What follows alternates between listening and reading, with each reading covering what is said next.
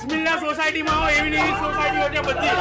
Bismillah society Maftiyapura Bismillah સોસાયટીમાં બટનનું પાણી એમને વહે છે. 3 વર્ષ થઈ ગયા, અમે એમને અડધા પગે અંદર જઈએ છીએ.